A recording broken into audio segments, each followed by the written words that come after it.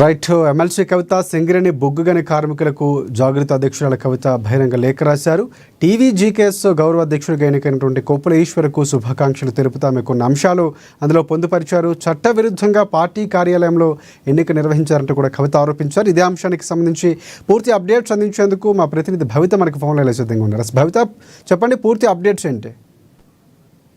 గత కొన్ని రోజులు తెలంగాణ రాష్ట్రం ఏర్పడినప్పటి నుంచి 10 ఏళ్ల కాలం పాటు ఇప్పటి వరకు కూడా టీజీబీవీకే తెలంగాణ బొగ్గుగని కార్మిక సంఘం అధ్యక్షురాలిగా కవిత కొనసాగుతూ వస్తుంది. అయితే నిన్న తాజాగా బీఆర్ఎస్ పార్టీ కార్యాలయంలో కేటీఆర్ అధ్యక్షత వర్కింగ్ ప్రెసిడెంట్ కేటీఆర్ అధ్యక్షతన ఒక సమావేశం, కార్యవర్గ సమావేశం నిర్వహించారు. ఈ సమావేశంలో తెలంగాణ బొగ్గుగని కార్మిక సంఘం అధ్యక్షుడిగా కొప్పుల ఈశ్వర్ని ఏకగ్రీవంగా ఎన్నుకున్నారు. అయితే దీనిపై కవిత స్పందించారు. ఒక సమావేశంలో కార్యకర్తల ఏదైతే కార్మికుల మధ్య జరిగినటువంటి సమావేశంలో ఒక అధ్యక్షుడిని ఎన్నుకోవాల్సినటువంటి నేపథ్యంలో ఎందుకు బీఆర్ఎస్ పార్టీ కార్యాలయంలో ఎన్నుకోవడం, అధ్యక్షునిగా కొప్పుల ఈశ్వర్ని ఎన్నుకోవడం అప్రజాస్వామికం అంటూ కూడా కొంత అసహనం వ్యక్తం చేశారు. ఒకవైపు కొప్పుల ఈశ్వర్కి శుభాకాంక్షలు తెలుపుతూనే గత కొన్ని రోజులుగా అంటే 10 ఏళ్ల కాలం నుంచి కూడా ఇప్పటి వరకు బొగ్గుగని కార్మిక సంఘంలో నేను అధ్యక్షురాలుగా పనిచేస్తూ అక్కడ ఉన్నటువంటి వాళ్ళందరికీ వాళ్ళు నాకు సహకరించినందుకు ధన్యవాదాలు తెలుపుతూనే తను కొంత ఆవేదన, అసహనం కూడా ఈ లేఖలో బయటపెట్టిన విషయం అయితే క్లియర్ గా అర్థమవుతున్న నేపథ్యం కనబడుతుంది. అయితే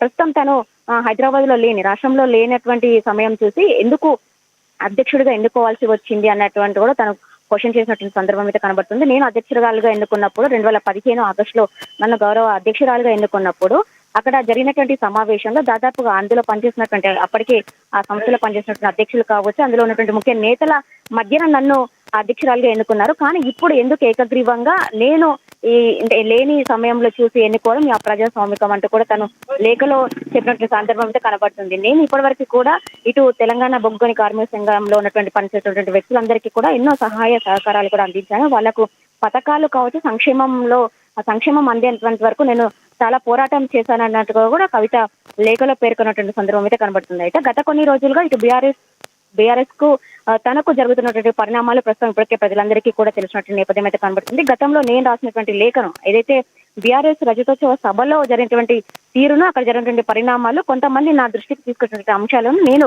నా తండ్రికి లేఖ రాస్తే అది కావాలని కుట్రకోణంతో బయట పెట్టారు. నేను దానిని ఎవరు బయట పెట్టారో అడిగితే కావాలని నా పైన కుట్ర పన్నుతున్నారు, రోజుకి ఏదో ఒక రకంగా నన్ను ఇబ్బందుల పాలు చేసే విధంగా ప్రయత్నం చేసే విధంగా చేస్తున్నారనే అంశాన్ని కూడా తను లేఖలో ప్రస్తావిస్తూ వచ్చారు. అయితే నాకు ఎలాంటి ఇప్పుడు అధ్యక్షురాలుగా నన్ను కొనసాగించకపోతే నాకు ఎలాంటి నష్టం లేదు అన్నట్టుగా కూడా తను అందులో పేర్కొన్నటువంటి నేపథ్యం అయితే కనబడుతుంది. అయితే ప్రస్తుతం ఇప్పటి వరకు జరుగుతున్న పరిణామాలన్నిటి కూడా కవిత పైన కావాలని చెప్పేసి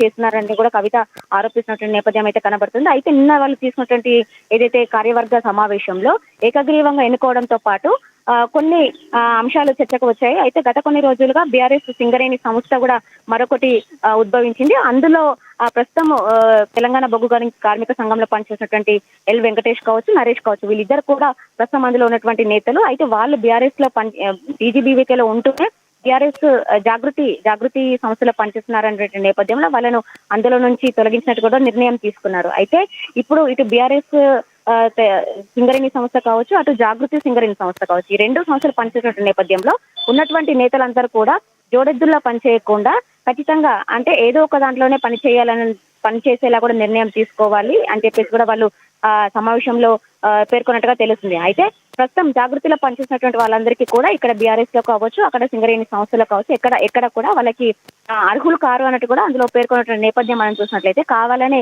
కవిత పైన ఒక కుట్రకోణం చేస్తున్నారని చెప్పేసి కూడా క్లియర్ గా అర్థమవుతున్నట్టు నేపథ్యం అయితే కనబడుతుంది.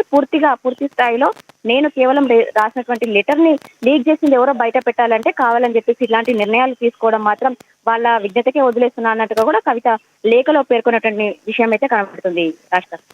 Right. Thank you. Thanks for updates Bhavitha.